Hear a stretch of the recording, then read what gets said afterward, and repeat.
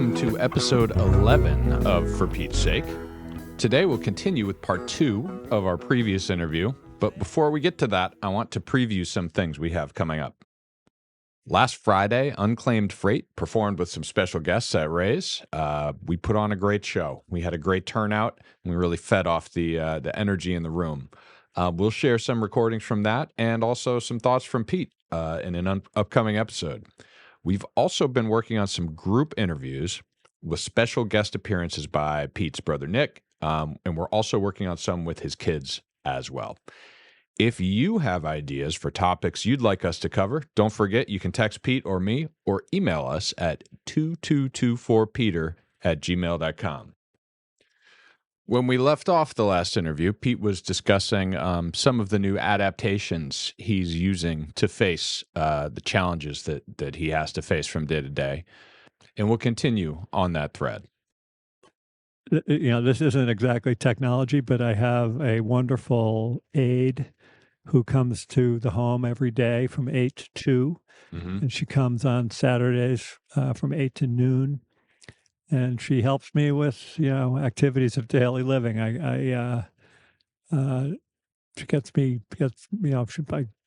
bathed, gets me dressed, makes meals for me. Sometimes literally feeds me. I'm still feeding myself, but sometimes it's just too much. It's just too much. I can't lift a fork to my mouth. Exertion and energy required. Yeah. So she'll feed me, and I am blessed to have her, working hard on my behalf. I know you struggle with appetite a little bit. Have you made progress or found any foods that are like more appetizing or more accessible, I guess? Not really. I've never been a big foodie, but mostly it's what packs the most calories in the densest way possible.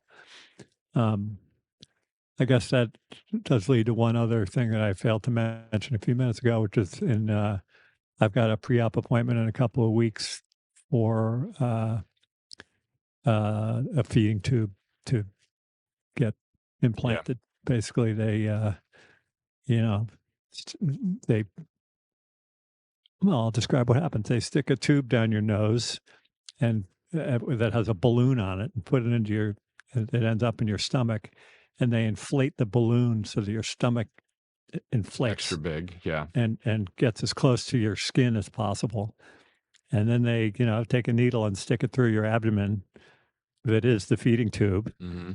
And that goes into your stomach. And once it's inside your stomach, there's a little balloon that inflates there. So imagine a tube that goes into your stomach with a little balloon on it so that it doesn't come out. Yeah, like latch it, kind of. Yeah. And then until the wound heals, it's sort of a 3 or 4 inch, tube that will be used as a portal to just fill me with nutrients. Doesn't preclude you from eating. And then obviously the thing that goes up your nose is just to do the procedure. Yeah, just temporary. Doesn't preclude one from eating, but it does make it easier to deliver more calories, more hydration. I think, I need more calories. I've lost 30 pounds. Wow. I was 183 pounds this morning. My fighting weight was 210, 212. And you're really for those that know me, I'm a tall, pretty lean guy to begin with. You're 6'5"? How tall? Yeah, 6'4", 6'5". Yeah. And now I'm a tall, pretty skinny looking guy. Yeah. A lot of muscle mass that's lost. In any event, I need a lot more hydration, and I needed many more calories. I do have this Soylent stuff, which apparently was a big tech bro drink at some point. I'm familiar with it. Yes. I thought it was a new product. I've never even heard of it, but it's a plant-based nutrition drink that packs 400 calories per wallop. So I try to drink one of those with every meal. Got it. Just to get an extra 400 calories. And I think I'll take a sip of one right now. Go right ahead.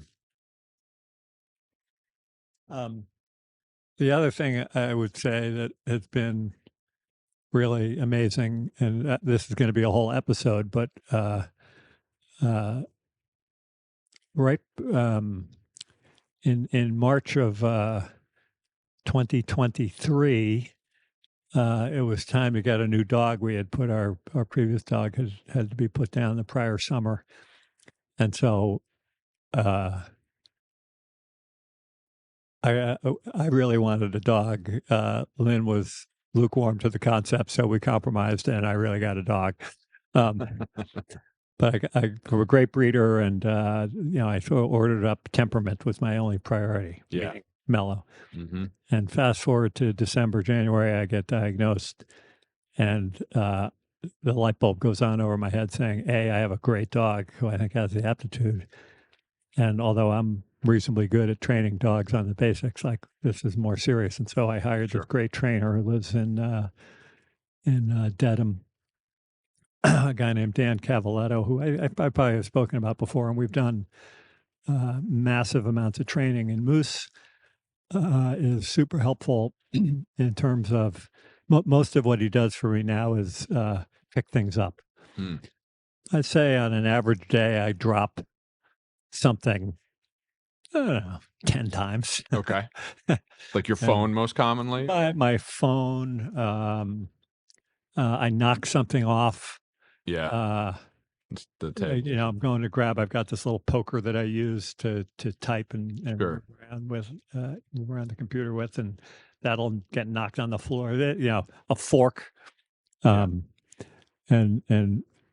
Moose just like when he hears something drop, his ears go up and he knows what's coming. Interesting. But I still sort of need to command him a little bit. But he's been so it's not exactly technology, but I'm getting help from technology from biological and people and from canines, and soon with mobility. Sure. So it's there's a lot available, obviously, and that compared to 20, 30, 50 years ago, different world. It's a lot more manageable. Yeah. I think we're good. I know we've got some inbounds on music stuff. Do we have any other topics that are on your mind? I just you just asked a question and I hit the play button, so I don't know what I got. No, I mean that's really good stuff. I feel like we're with you on this journey, right? And we're rooting for you and proud of your resilience and all the other characteristics you're having to demonstrate, and grateful that you have the things that are helping you through it. Everything from Apple's industry leading accessibility to Lynn and all the things that she has done and will do, and Moose and the power chair. So it's a lot. It's a lot to take in. One of our listeners had a suggestion for us that maybe we add a recurring feature of what are you listening to now? So I know that you're doing most of your consumption via audiobook, just because the ergonomics are a lot more sort of fire and forget. You don't have to touch, you don't have to turn pages, you don't have to swipe. So yeah, what's new? Well, I listened to so there's an Irish author called named Paul Murray, who apparently is very well known and has been, I don't know if he's won a Booker Prize, but he's nominated for a Booker Prize for sure. And I listened to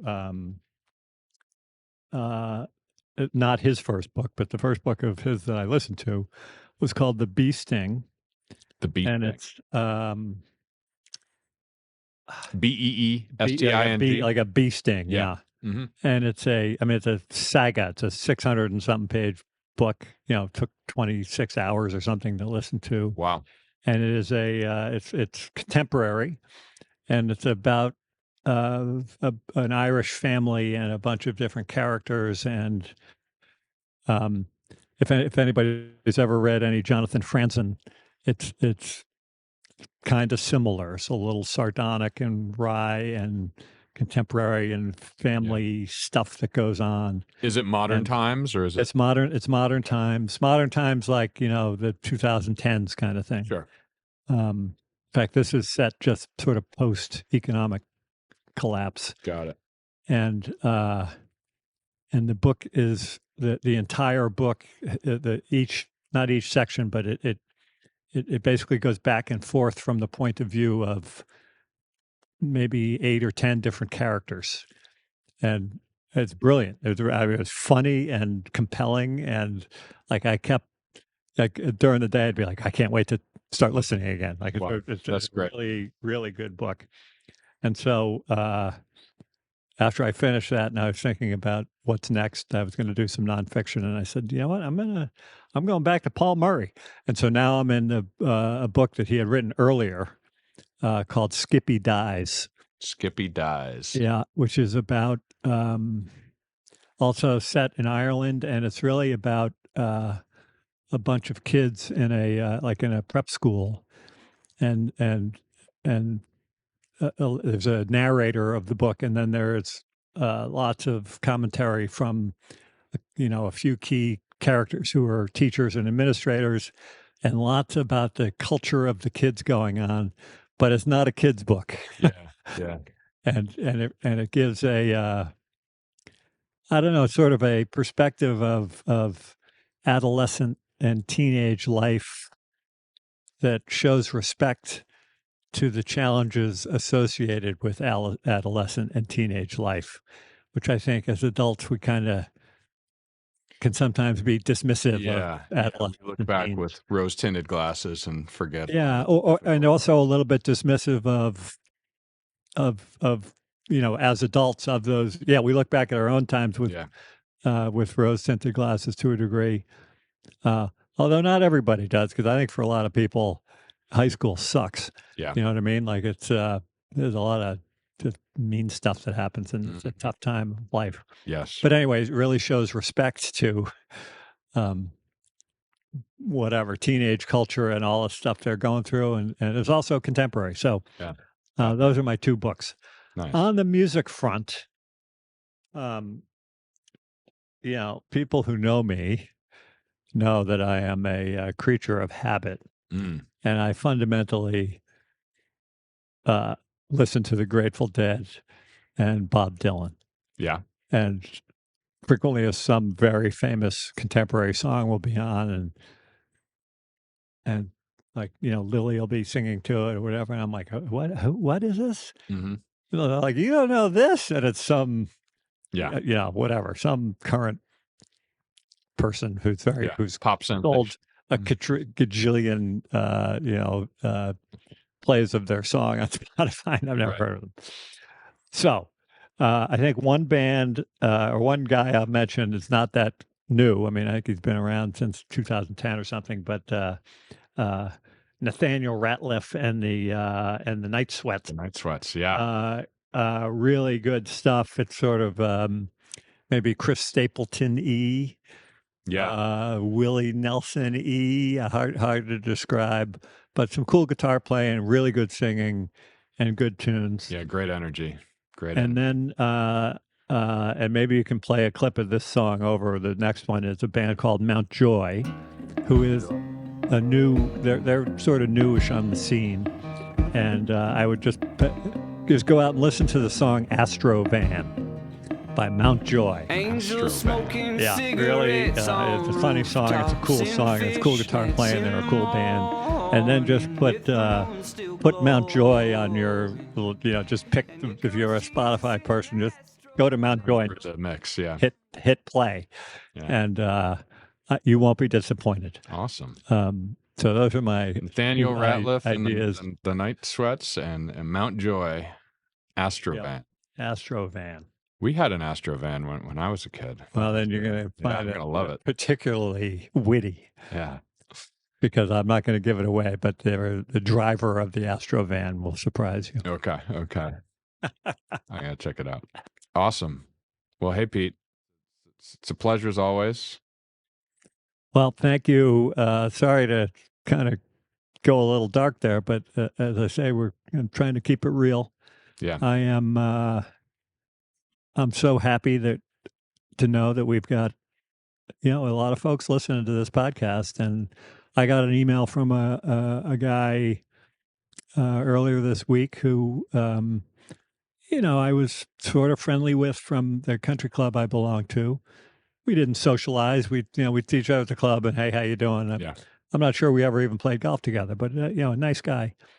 And somehow somebody sent him the podcast, the link to the podcast, and he listened to it. And I won't.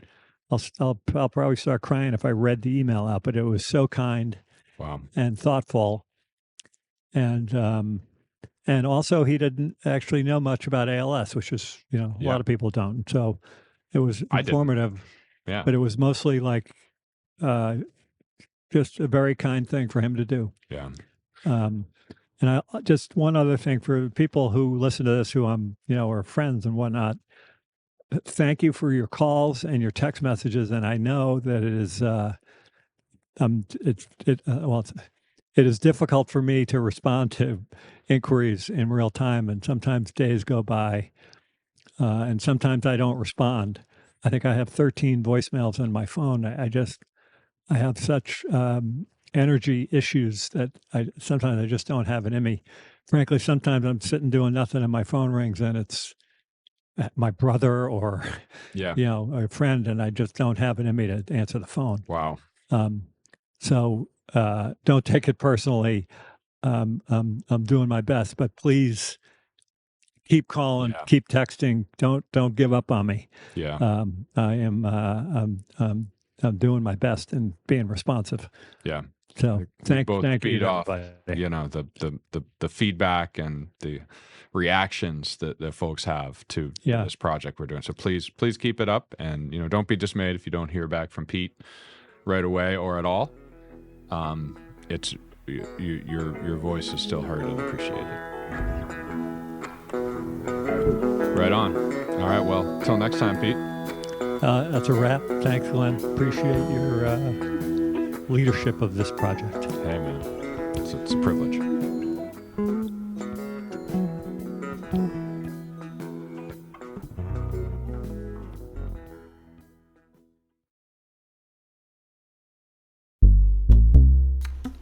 If you have comments or questions for Pete and me, you can email us at 2224peter@gmail.com. If you'd like to get involved with or donate to ALS causes, check out ALS One at alsone.org. Thank you for listening.